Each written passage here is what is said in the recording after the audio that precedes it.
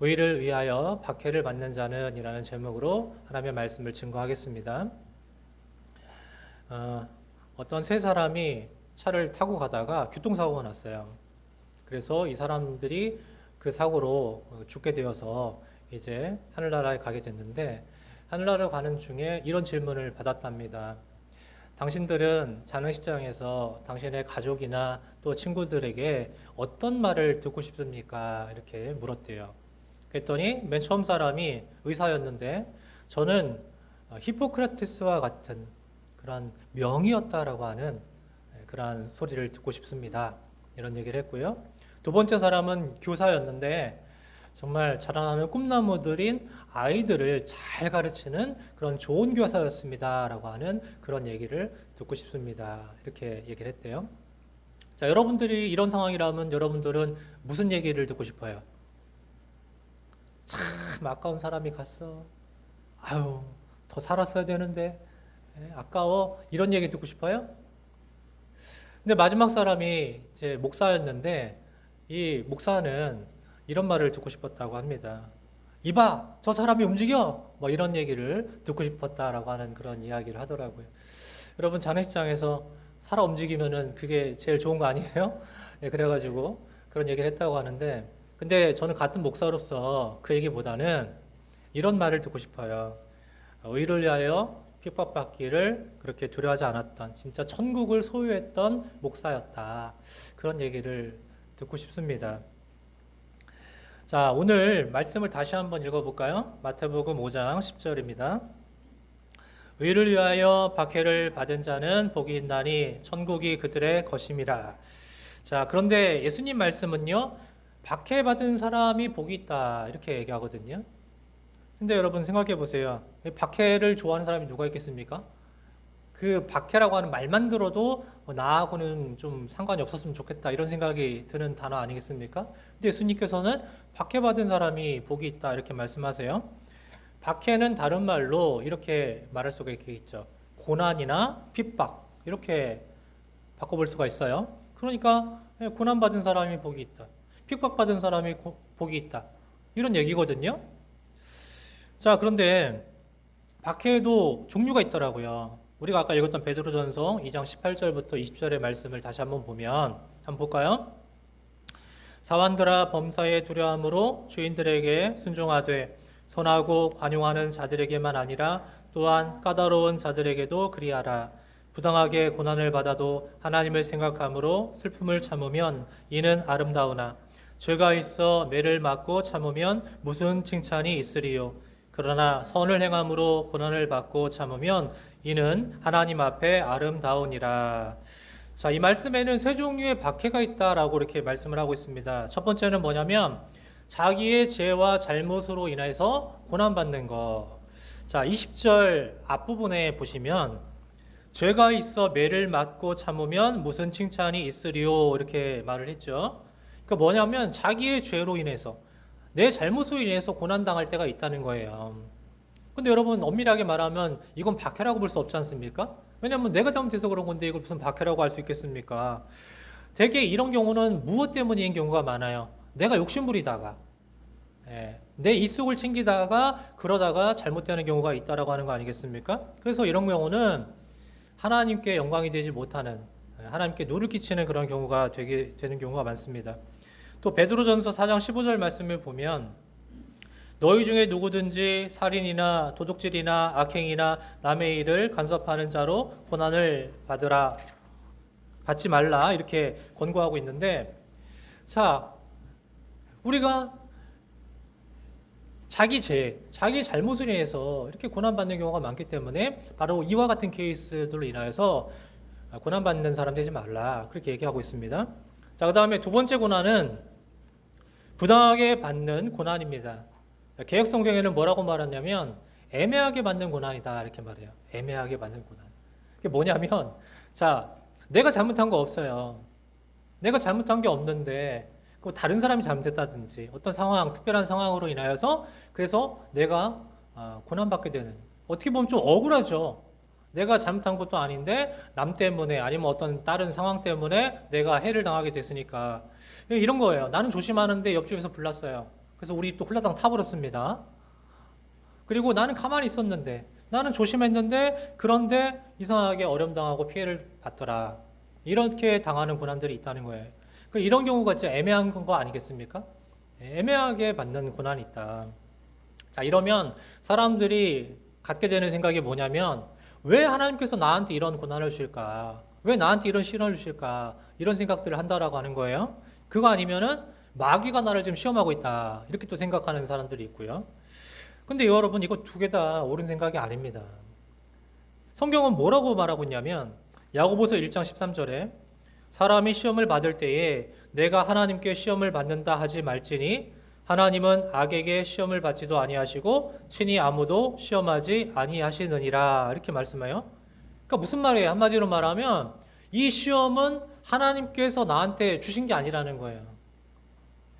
그럼 뭐 내 잘못이거나 아니면 아까 말한 것처럼 애매하게 당하는 고난, 남 일 때문에 내가 당하게 되는 고난, 뭐 이런 거죠.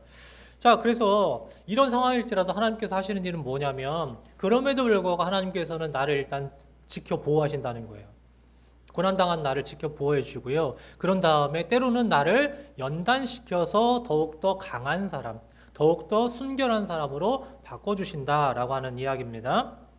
그렇기 때문에 행여라도 여러분 고난당했을 때 그 고난이 전부 다 하나님께서 나한테 주셨다라고 생각하지 마시라는 거예요. 오히려 때로는 하나님이 주시는 고난을 통해서 내가 더 성숙하게 하기 위한 고난이 더 많이 있습니다. 자, 그리고 또 마귀 때문이다라고도 함부로 말하지 말라는 거예요. 그러니까 참 많은 사람들이 이런 생각들을 많이 하는 것 같습니다. 뭐 좀 이렇게 나쁘게 영향을 끼쳐가고 나쁜 일이 일어나면은 이게 다 사탄 역사에서 그런 거다. 이런 식으로 얘기하는 사람들이 굉장히 많거든요. 근데 항상 사람들이 너무나도 이분법적인 사고에 길들여져 있어서 그런 거예요. 이거 아니면 저거다. 라고 하는 그런 생각이 많기 때문에 그래요. 그래서 안 좋은 건 다 마귀 탓이다. 이렇게 얘기하는데 여러분 대표적인 집단이 베레아라고 하는 이단 집단이잖아요. 귀신을 신봉하는 그런 집단입니다. 그래가지고 모든 뭐 안 좋은 일 생긴다 그러면 다 이게 사탄이 그런 거다, 귀신이 그런 거다. 그래가지고 귀신을 축출해야 된다, 내쫓아야 된다. 이런 식으로 간단 말이에요. 그러니까 심지어 여기서 말하는 건 뭐냐면 감기도 귀신이 주는 거라는 거예요. 이렇게까지 얘기를 합니다. 자, 이런 사고를 갖게 되면 어떻게 되냐면 여러분 마귀가 지배하는 세계관에 빠지게 됩니다. 우리의 중심이 마귀가 들어앉아 있는 거예요. 근데 우리의 삶의 중심, 우리의 인생의 중심은 뭐예요? 하나님 중심이잖아요. 하나님께서 중심의 센터에 딱 계시고 우리는 그 하나님의 말씀대로 살아가는 사람들이 돼야 되는데 이 센터에 마귀가 딱 틀어박혀가지고 이게 다 마귀가 조종하는 거야, 마귀가 하는 거야 이렇게 조종받고 살아가면요, 그러면 하나님을 떠나 살아갈 수밖에 없습니다. 물론 마귀는 우리를 미혹하고 또 우리를 악에 빠지게 하는 그러한 나쁜 존재인 건 맞습니다. 그러니까 사탄이 역사하는 것과 그렇지 않은 것, 그것을 잘 분별할 수 있는 여러분들 되길 바랍니다. 자, 그러면 성경은 우리가 이렇게 부당하게 받는 고난에 대해서 뭐라고 말하는가? 자, 베드로전서 2장 19절에서 이렇게 말하죠. 부당하게 고난을 받아도 하나님을 생각함으로 슬픔을 참으면 이는 아름다우나. 자, 어떻게 하라고요? 그럴 때 하나님을 생각하라. 이렇게 말합니다. 우리가 설령 부당하게 또 애매모호하게 어떤 고난을 당했을지라도 우리가 하나님을 생각하라. 자, 하나님을 생각하라는 게 무엇입니까? 바로 십자가에 달리신 예수님을 생각하라는 거예요. 여러분, 예수님께서 죄가 있으셔서 십자가에 달리셨나요? 그런 거 아니잖아요. 예수님께서는 정말 어찌 보면 억울하기도 하고 또 어찌 보면은 십자가에 달릴 이유가 없는데 그런데 십자가에 달리셔서 그렇게 고통당하시다가 죽으신 거 아닙니까? 그런데 여러분 한번 생각해 보세요. 그럼 우리도 이런 생각을 할 때가 있어요. 난 일도 잘못한 게 없는데 왜 내가 이런 고난을 당해야 되나? 왜 억울하게 이런 일을 겪어야 되나? 이렇게 생각할 때가 있다는 거예요, 분명히. 그럴 때 이 생각을 하라는 거예요. 예수님도 십자가에 달리셨다. 예수님도 일도 잘못한 게 없고 일도 문제가 있는 게 없었는데 예수님도 십자가에 달리셔서 우리를 위해서 죄 없으신 분인데 고난 당하셨다라고 하는 사실을 기억하라는 것입니다. 그렇게 하나님의 영광을 드러낼 수 있는 믿음의 사람들이 되어야 된다. 그렇지 않고 괜히 원망하고 비난하고 미워하고 그러다가는요, 우리가 갖고 있는 영적인 능력까지도 다 소실해 버려요. 여러분, 우리가 영역을 갖고 살아간다라고 하는 건 굉장히 중요합니다. 말씀과 기도로 우리가 거룩하고 경건한 삶을 살아가려면 우리가 영적인 능력이 필요하지 않습니까? 그런데 그 영역을 갖다가 괜히 쓸데없는 일에다가 다 써버리고 또 신경 써버리고 그러다 보면은 결국은 우리가 하나님의 백성으로 온전하게 살아갈 수가 없게 되는 거죠. 그래서 우리가 설령 부당하게 당하게 되는 고난일지라도 예수님을 바라다 보면서 잘 견뎌내고 이겨내고 또 지혜롭게 할 수 있는 그런 믿음의 사람들이 되길 바랍니다.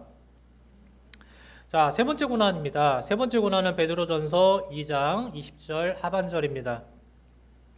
그러나 선을 행함으로 고난을 받고 참으면 이는 하나님 앞에 아름다우니라 그랬어요. 자, 이거는 내가 잘못한 것도 없고 내가 뭐 애매하게 당한 고난도 아니에요. 이건 무엇입니까? 분명히 이유가 뭘 하다가 선을 행하다가 당하는 고난이다. 선을 행하다가 당하는 고난이다. 자, 오늘 팔복의 마지막 말씀이 바로 이와 같은 케이스죠.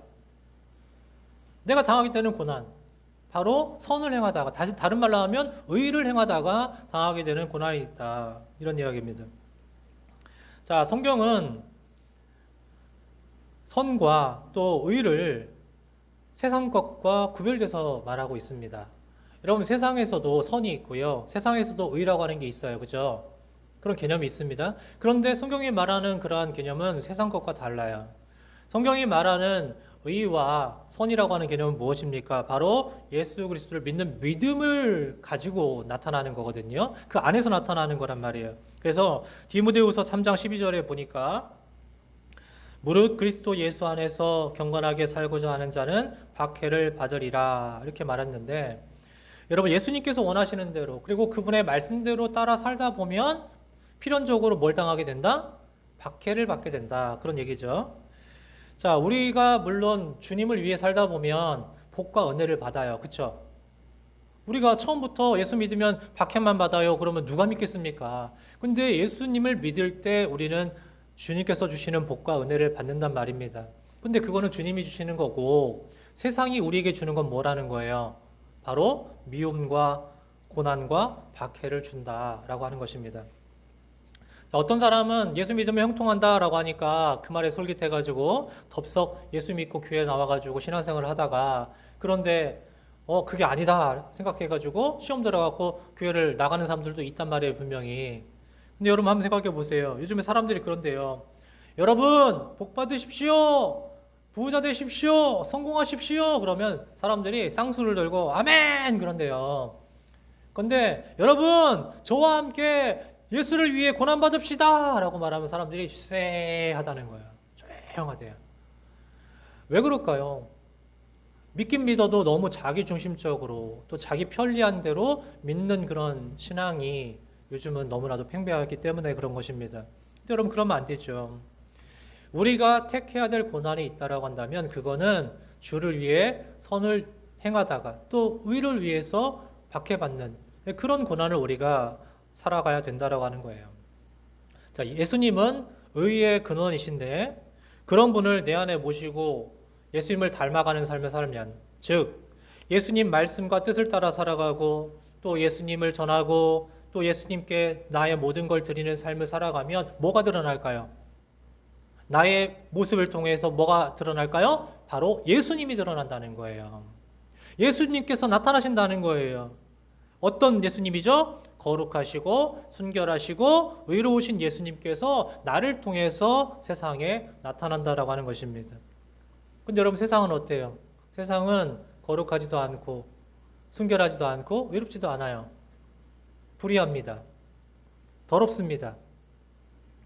세상 사람들도 똑같이 순결하지 않아요. 그 안에 예수님이 없고 예수님의 의가 없기 때문에 사람들도 늘 마음속에 죄악으로 가득 차 있고 들끓고 있습니다. 그러다 보니까 여러분 자연스럽게 충돌이 일어나고 대립이 일어나는 거 아니겠습니까? 예수를 닮고 또 예수를 내 마음에 두고 그 예수를 드러내고 살아가는 사람들과 예수가 없어서 순결하지 못한 사람들이 이 땅에 서로 살아가게 되면 이 두 세력이 대립을 하고 갈등이 일어나는 것은 너무나도 당연한 거 아니겠습니까? 예를 들어 세상은 불법이 가득하죠. 거짓말이 너무나도 횡행하고 또 뇌물을 주고받고 그렇게 부당한 방법으로 사람들이 불법을 행합니다.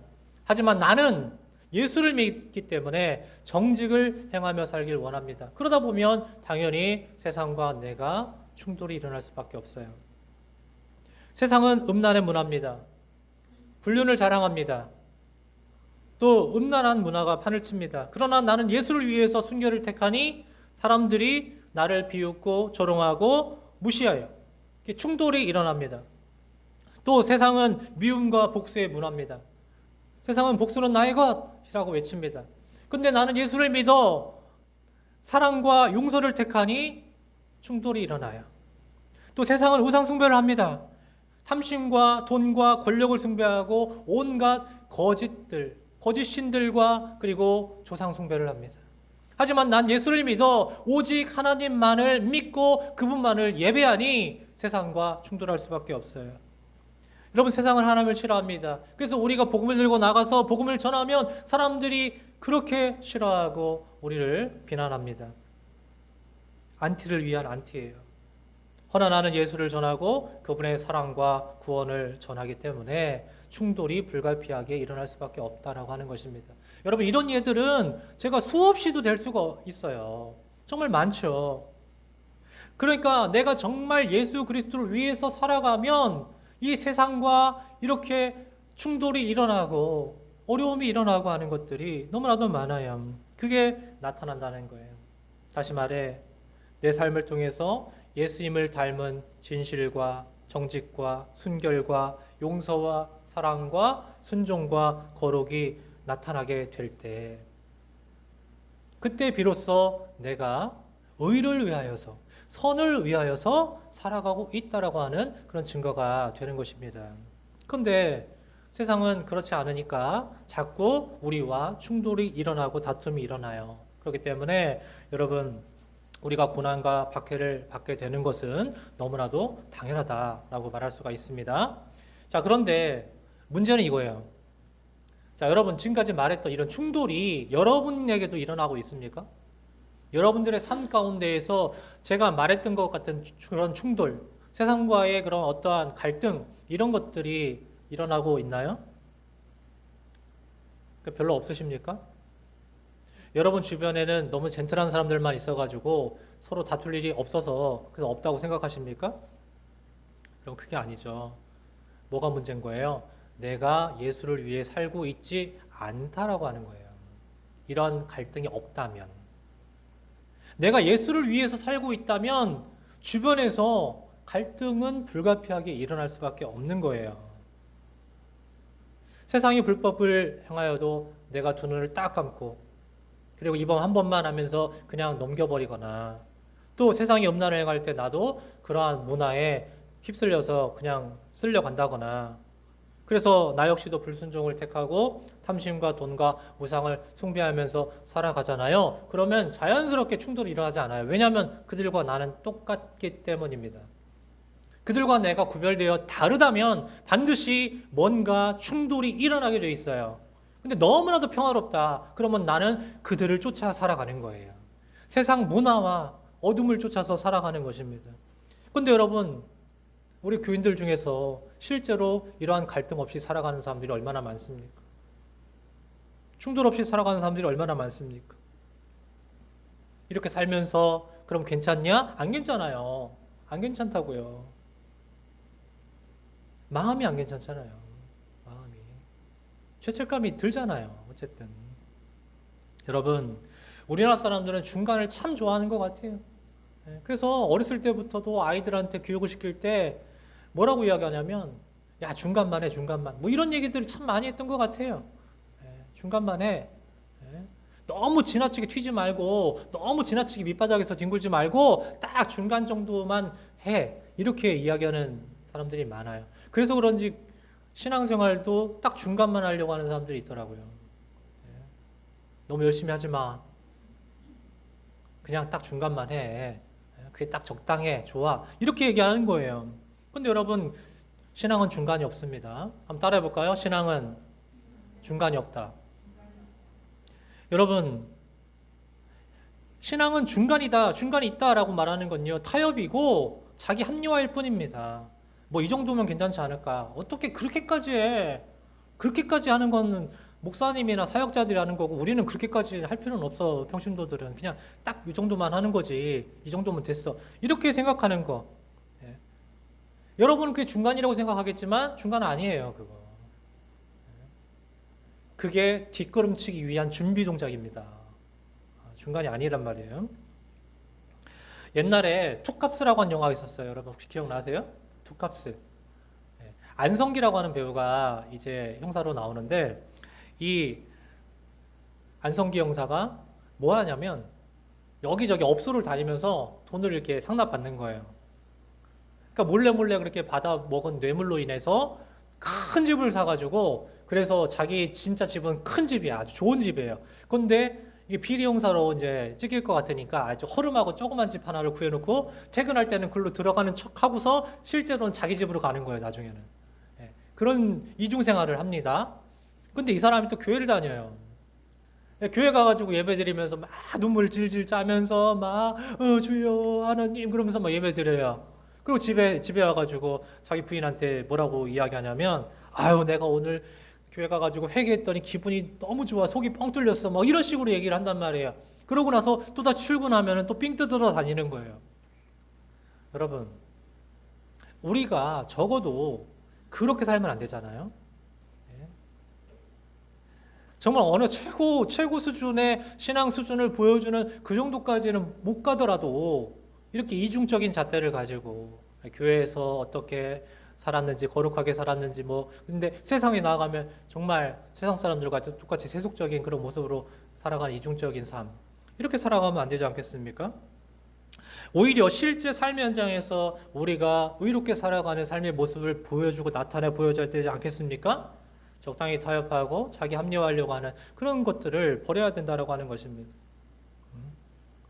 여러분, 우리가 적당히 중간만 하고 살아가면 세상과 충돌이 없을 거예요. 갈등하지 않을 겁니다. 하지만 우리에게 돌아오는 건 무엇일까요? 조롱과 미움과 멸시가 돌아온다라고 하는 거예요. 그러니까 여러분, 세상 사람들이 교회 다니는 사람들고 뭐라고 합니까?